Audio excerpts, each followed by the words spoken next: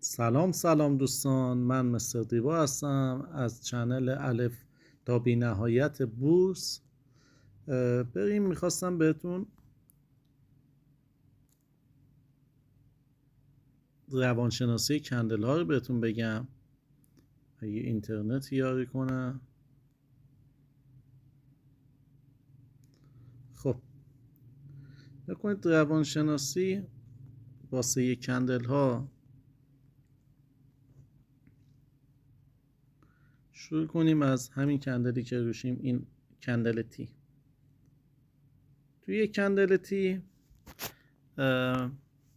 قیمت توی اولین بالاترین نقطه باز میشه، یه عرضه پیش میاد و برمیگرده بالا، آخرین قیمتش هم دوباره بالاترین قیمت بسته میشه.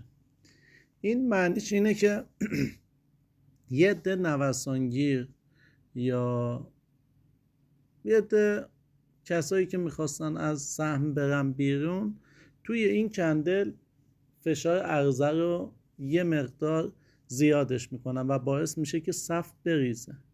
ولی چون قدرت هنوز دست خریدار هاست، برمیگردونه قیمت رو برمیگردونه بالا و توی صف خرید بسته میشه و این نشون میده که هنوزه توی این سهم یا این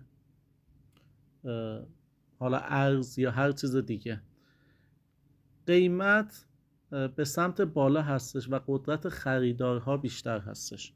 اوکی. توی این کندل خط چون بالاتر از قبلیه، معنیش یعنی صف خریده. اگه پایینتر از قبلی باشه یعنی صف فروشه.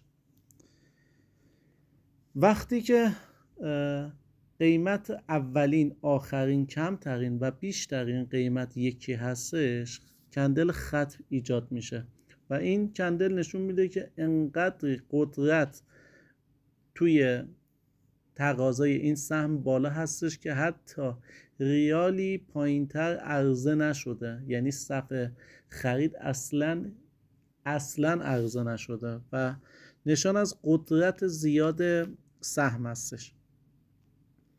برعکسش که نگاه کنید، این نسبت به این قبلیه پایینتره، این صف فروشه. درست؟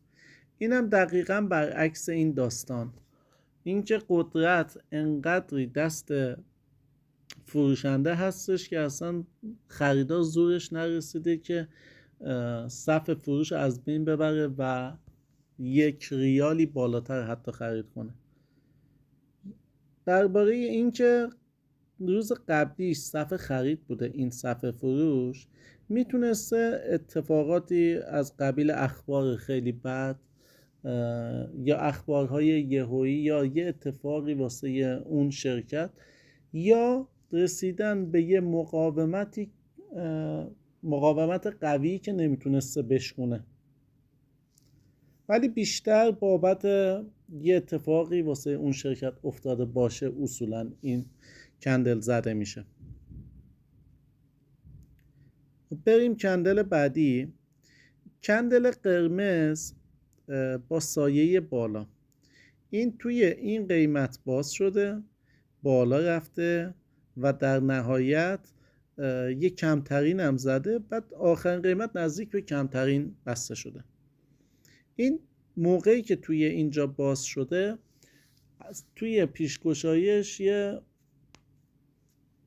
تقاضای شکل گرفته بوده روی سهم که سهم رو به سمت بالا برده، ولی چون قدرت فروشنده ها بیشتر بوده نتونسته اون بالا تثبیت بده و بمونه و تبدیل به کندل برگشتی بشه و کندل سبز بمونه. به خاطر اون فشار عرضه زیاد شده، از قیمت شروعش هم حتی اومده پایین و نزدیک های صف فروش بسته شده. این معنی کندل اصلا داره نشون میده که در نزدیکی صف فروش وقتی که بسته میشه یعنی زور عرضه کننده خیلی بیشتر از تقاضا کننده بوده. باز این هم همینطور، باز وقتی که نزدیک صف فروش بسته شده یا بدون سایه پایین هستش یعنی فشار عرضه کننده خیلی بیشتره. و این یکی کندل با این که سبزه ولی حدوداً همون معنی این قرمزها رو میده، چون کلاً فقط تونسته صفش بریزه و یک چی بهش میگن در حد 0.5% یا 25% بیشتر از صف فروش اومده بالا و اگر قدرت داشت میتونستش که حداقل تا 0 تابلو یا مثبت 1 اینا بالا بیاد که نشون بده قدرت دست خریدار هستش.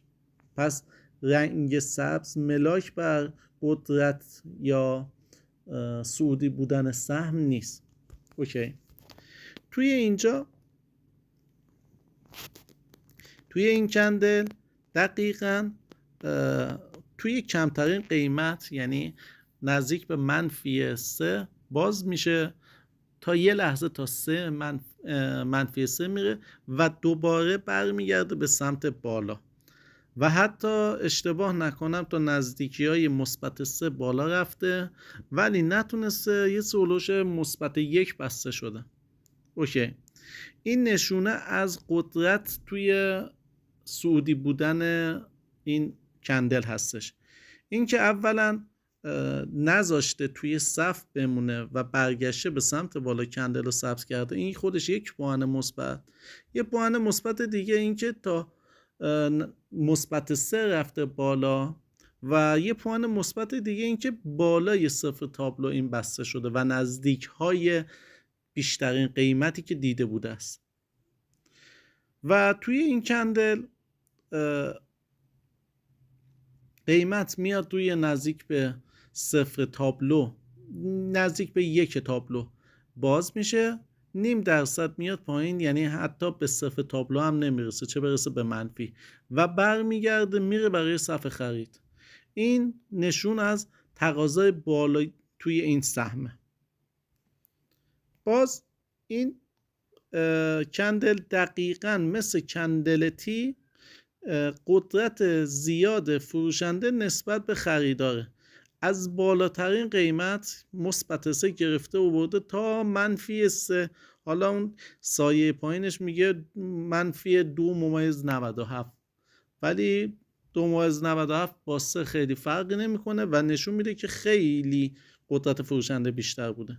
باز توی اینجا هم میبینید که توی صف فروش بسته شده. این که میبینید این فاصلش نسبت به این کمه چون که توی اینجا پایانی بالا بوده، یعنی پایانی -1 اینا بوده که اگر پایانی -3 بسته میشد این کندل میومد تو اینجاها باز میشد. خب کندل دوجی چه این کندل چه این کندل، هر موقع هر جای تابلویی که اومدن مخصوصا در بالاها و پایینها اصولا پیداشون میشه، ولی کلن حالا هر جای تابلو که ایجاد شد معنیش سردرگمی بین خریدار و فروشنده. نکنید این میاد اینجا باز میشه، قدرت خرید میبرتش بالا، بعد توی اینجا نمیتونه بمونه، قدرت فروشنده زیاد میشه و سهمو میاره پایین و دوباره خریدار پیداش میشه میارش بالا. این نشون از این که معلوم نیست، نمیفهمه که هم خریدار نمیدونه فروشنده میخواد یا نه، هم فروشنده نمیدونه خریدار میخواد یا نه، یک کم سردرگمی توش هست. باز اینم همینطور. توی این دوتا رنگ کندل خیلی اهمیت نداره، فقط یه کندل سردرگم کننده ای هستش و اینا رو چه ملاک برای فروش چه ملاک برای خرید در نظر نگیرید بهتره، ولی میتونه بهتون هشدار واسه روزهای آینده بده. اوکی. خب نکنید یک کندل این چکشه شبیه به همین تیه هستش، این کندل شبیه این کندل هستش دیگه، این کندل شبیه این کندل هستش ولی چون از لحاظ نموداری اندیکاتوری، نموداری نه، آره دیگه نمودار نمیشه گفت نموداری، بیشتر به شعبه اندیکاتوری این داستان میخوره. نکنید اندیکاتوراشو، وضعیت اندیکاتوراشو، چون بعد جایی این کندل زده شده اعتبار خاصی روش نیست. نکنید کندل خوب، کندل قوی واسه صعودی یا کندل واسه برگشت به روند صعودی باید جای خوب اندیکاتوری و نموداری اتفاق بیفته، وگرنه بهترین کندل، شما این کندل تی هم حتی بیاد اینجاها هم بزنه باز ارزش نداره، کندل این خط رو بیاد اینجاها بزنه باز ارزشی نداره. چرا؟ چون از لحاظ اندیکاتوری و نموداریش هنوز به اون جایی نرسیده که این کندلی که زده میشه ادامه داشته باشه. پس خود کندل به تنهایی قابل دفاع نیستش که بگیم کندل برگشتی بوده واسه یه روند صعودی یا شروع روند نزولی. فقط در حد این که بدونیم الان تحلیل کردیم دیدیم که توی این قیمت قرار برگرده و میاد یه کندل قوی با این شرایطی که گفتیم از لحاظ روانشناسی یه کندل خوب میزنه. خب این تأییدی بر روند صعودی ما. اوکی، نکنید باز نکنید این کندل خیلی کندل خوبیه ولی چون از لحاظ اندیکاتورش خوب نیست در ادامه اومده به سمت پایین. فکر کنم اینا رو گفتم. این شبیه همون تیه برعکس هست، شبیه همین اینه، خیلی با هم دیگه تفاوت نداره. فقط یه نکته‌ای که بهتون بگم، تی موقعی که بیاد از خط قبلی بیاد پایین تر و دوباره بشه صف خرید، یه هشدار برای نزدیک های اتمام روند محسوب میشه. چرا؟ چون نکنید صف خرید باز شده، اومده صف تابلو هم رد کرده تا نزدیکی های صف فروش رفته پایین، درست؟ و بعدش برگشته رفته بالا. خب این اگر قدرت خریدار همچنان اگر قوی بود نمیذاش این تا نزدیک صف فروش بیاد، درست؟ به خاطر همین این یه هشدار داره میده که در روزهای آینده حواسمون باشه. مثلا اینجا نگاه کنید، این تیه سایه پایینش نزدیک به 1 مثبت برگشته رفته بالا، این نزدیک به 2.5 مثبت برگشته رفته دوباره صف خرید. اوکی، پس این سایه اگر اومد زیر این حتما حواستون باشه. بقیه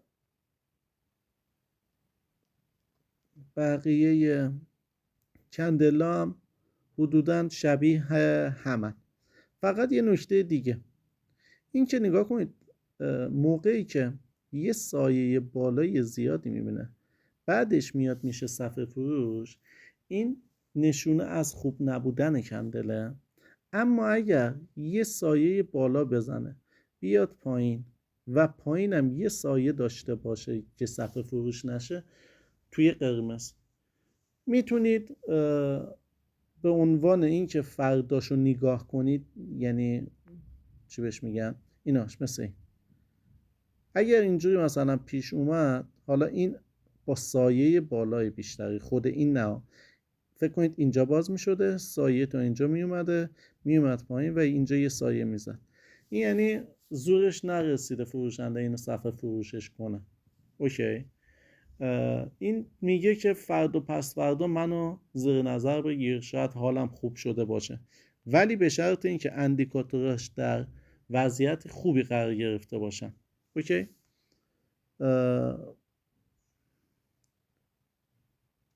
یه نکته دیگه هم این که آن فالینگ، حالا من نمیدونم اسمشو درست میگم، اینگالف